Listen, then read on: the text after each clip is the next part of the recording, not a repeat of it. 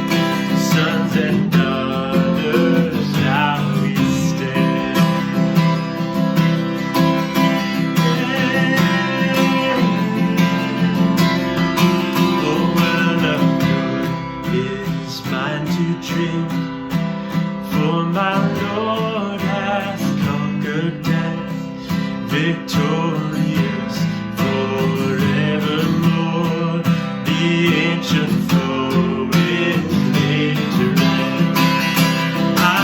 Hallelujah, Christ is King, alive and reigning on the throne.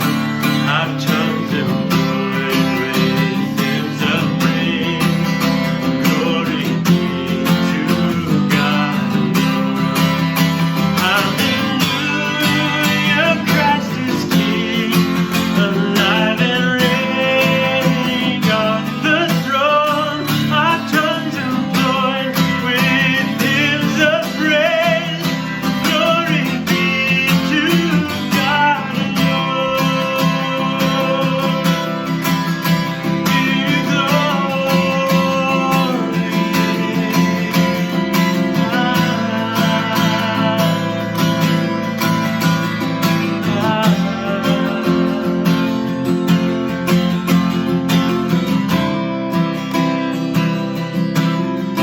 Our tongues employed with hymns of praise. Glory be to God alone.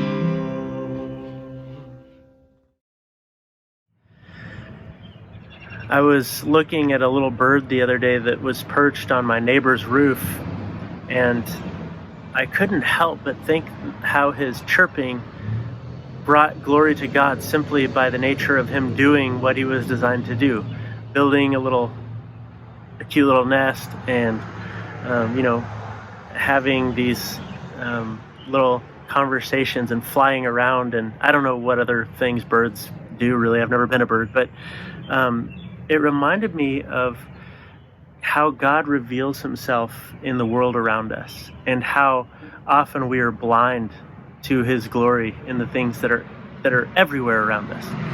So the fact that the trees blow in the wind can be a reminder to us that God has provided not only wind, but the oxygen that inhabits the wind, that fills our lungs and gives us life. It's not only an exercise in thankfulness, but also an exercise in worship, in attributing things to God that are only God's, only he could do. So a psalm that I want to read to you is Psalm 96 that says some of that. Here's what it says. Oh, sing to the Lord a new song. Sing to the Lord, all the earth. Sing to the Lord and bless his name. Tell of his salvation from day to day. Declare his glory among the nations, his marvelous works among the peoples. For great is the Lord and greatly to be praised. He is to be feared above all gods. And then I'm going to skip down to the end here. It says, let the heavens be glad. and let the earth rejoice. Let the sea roar and all that fills it. Let the field exult and everything in it. Then shall all the trees of the forest sing for joy before the Lord, for he comes. For he comes to judge the earth. He will judge the world in righteousness and the peoples in his faithfulness. In this psalm, you see what Jesus in Luke 19 ascribes to the fact that the world also recognizes his glory. Even as the Christ came into Jerusalem, the Pharisees were trying to tell him to calm down his disciples who were declaring his glory. And he said, look, even if they stop, even the rocks will cry out because they know that I am God.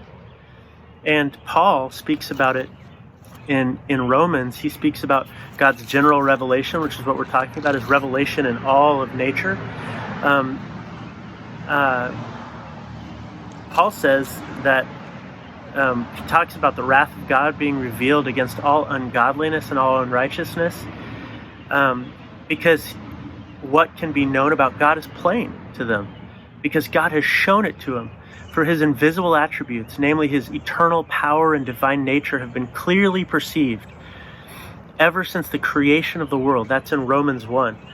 And so we know that God made this a part of his plan to reveal his glory.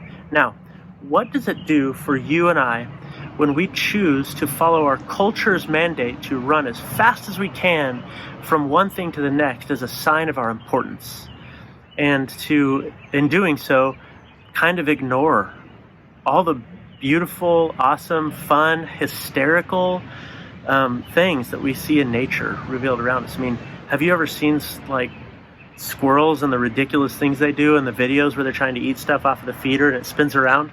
Like, that's hilarious. And there are so many cool things like that that we literally drive by or run by every day without even thinking about them. And so I want to encourage you to take this time that we have been given, whether we like it or not, with the COVID self-quarantine thing. Take this time to stop what you're doing and make sure that you look for the glory of God in the things that you can see. Just give him thanks. And also in this psalm, one other thing that you see that I want to point out to you is that we are to be people who keep glorifying God, keep his glory and his praise on our lips at all times, because we may not know it. We've sort of been born into the covenant, and I think we take it for granted sometimes. But how great is it for a person who is hopeless to be reminded again and again that all of the things that God has done are revealed and in the things that he has done. And so his glory is made manifest in the things that we can actually see and experience with our own eyes and ears. I would encourage you to practice this week being a person who keeps the praise of God, like we saw all through the Psalm 96, on the very tip of your tongue. Be ready to praise. And for a week and then for the rest of your life, forsake this language of cynicism.